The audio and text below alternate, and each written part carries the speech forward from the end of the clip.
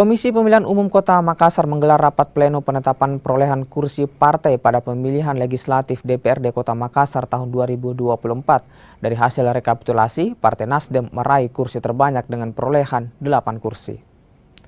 Rapat pleno penetapan perolehan kursi dan penetapan calon terpilih dalam pemilihan legislatif DPRD Kota Makassar berlangsung di salah satu hotel di Kota Makassar. Dari hasil rekapitulasi, Partai Nasdem meraih kursi terbanyak dengan perolehan 8 kursi.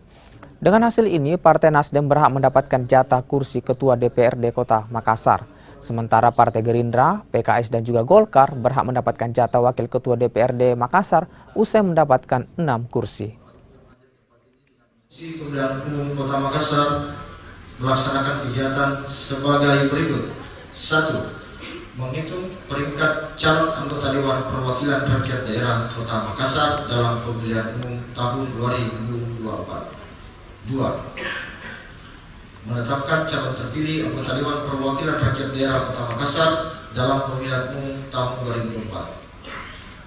Berdasarkan keputusan Komisi Pemilihan Umum Kota Makassar nomor 720 tahun 2024 tentang penetapan hasil pemilihan umum anggota Dewan Perwakilan Rakyat Daerah Kota Makassar tahun 2024, Komisi Pemilihan Umum Kota Makassar memutuskan 1. Rekapitulasi jumlah perolehan kursi partai politik peserta pemilihan umum tingkat Kota Makassar dalam pemilihan umum tahun 2024 sebagaimana tercantum dalam lampiran berita acara ini. 2. Nama-nama calon terpilih anggota Dewan Perwakilan Rakyat Daerah Kota Makassar dalam pemilihan tahun 2024. Setiap partai politik untuk masing-masing daerah pemilihan dalam kurung model E terpilih DPRD Kabupaten Kota KPU sebagaimana tercantum dalam lampiran berita acara ini.